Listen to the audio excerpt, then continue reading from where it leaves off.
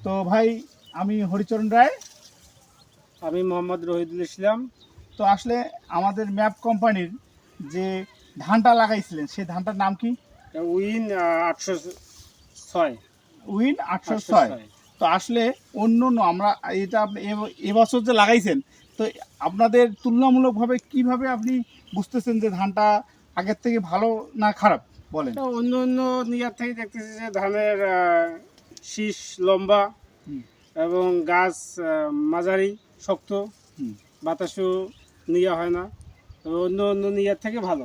মানে ভালো। তাহলে আপনাদের যে শীষটা বাইর হয়েছে অন্য অন্য ধানের শীষের তুলনায় দেখেন তো আমাদের কত ইঞ্চি বড়। এই আমার এটার থেকে অন্য অন্য নিয়ার ধান দেখা গেল যে আপনার 4 আঙ্গুল ছোট আছে।